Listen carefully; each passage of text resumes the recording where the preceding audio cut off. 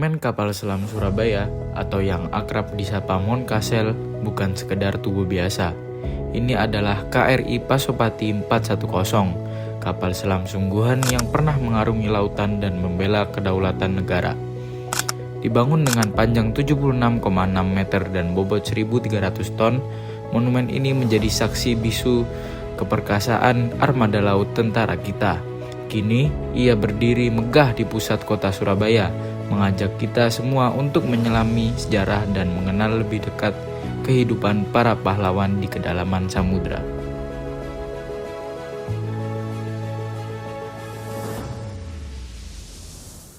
Oke, pertama-tama boleh kenalan nggak Mas ini dengan Mas siapa? Mas Panji.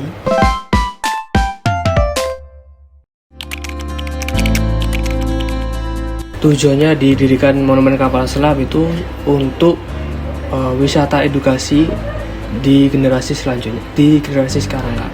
Jadi dibangun monumen itu karena untuk tempat edukasi. Gitu. Jadi biar tetap terjaga ya ke generasi gimana nilai-nilai juang yang ada di sini gitu ya Mas. Jadi ini adalah kapal selam yang memiliki sejarah besar di Indonesia Kak. Kenapa seperti itu? Karena ini adalah bukti nyata pembebasan Irian Barat Kak. Jadi kapal selam ini dulu ikut serta di pembebasan Irian Barat atau Perang Trikora dulu.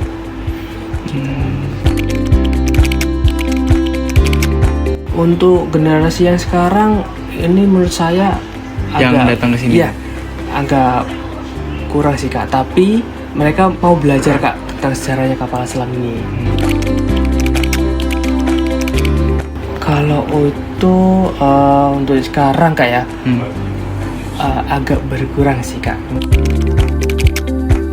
Jangan lupain sejarah Kak, karena itu nilai-nilai penting bagi generasi yang akan datang atau yang sekarang Kak. Itu paling penting soalnya sejarah Kak. Gitu. Lalu kami juga mendapat kesempatan untuk mewawancarai TNI Angkatan Laut yang bertugas di Monumen Kapal Selam, yaitu Pak Sukarman. Sebelumnya dengan Bapak Sukarman ya? Iya.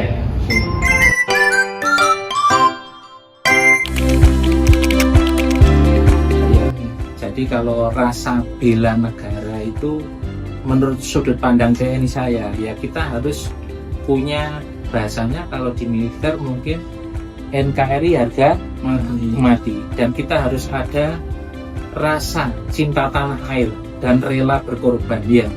Kalau sampai hanya teriak-teriak cinta tanah air tapi tidak mau berkorban, berarti kan bullshit ya Mas ya. Harus sama-sama ya, harus berimbang itu ya Mas ya. Pertama, dengan adanya monumen kapal selam, itu monumen kapal selam ini memang kan wahana edukasi yang sangat bernilai sejarah. Dengan kunjungan teman-teman di sini, kami harapkan nanti bisa timbul tadi ada rasa cinta tanah air ya. Memang kapal ini sejarahnya kan dulu untuk pembebasan Irian Barat, untuk perjuangan ya Mas ya. Sebenarnya generasi mudanya bagus-bagus, cuma memang generasi muda sedikit banyak itu perlu pendampingan ya Mas ya. Saya tidak menjelekkan sekarang, mohon maaf, pengaruh pergaulan sangat luar biasa ya. Iya betul, setuju. Istilahnya di jalan tuh banyak arak-arakan. Rata-rata kan generasi muda. Iya. Begitu sudah kumpul orang banyak, biasanya anarkis yang terjadi ya. Ya itu perlu diarahkan. Kalau memang orang senang, mohon maaf, senang bela diri ya salurkan ke jalur bela diri yang bagus ya. Nanti pasti negara bangsa ini berada di bawah pimpinan para generasi muda ini ya. Tidak mungkin yang tua terus ya. Iya. Kita harapkan generasi muda yang sekarang itu nanti tumbuh rasa cinta tanah air dan rela berkorban. Otomatis kalau dia sudah ada rasa cinta tanah air dan rela berkorban, nanti harapan kami ya tadi munculnya NKRI harga mati ya.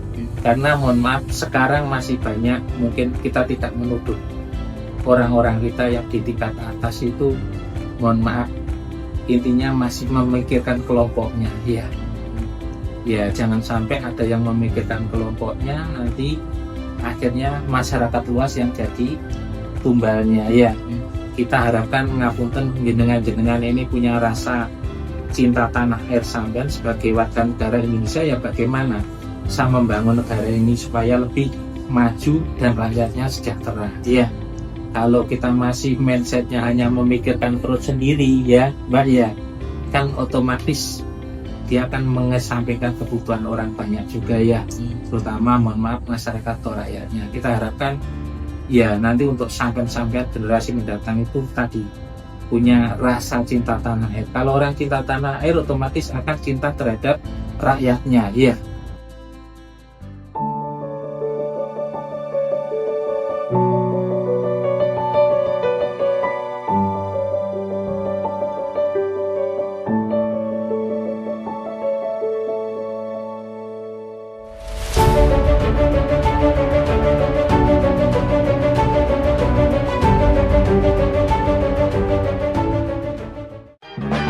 One is the loneliest number that you'll ever do. Two can be as bad as one. It's the loneliest number since the number one.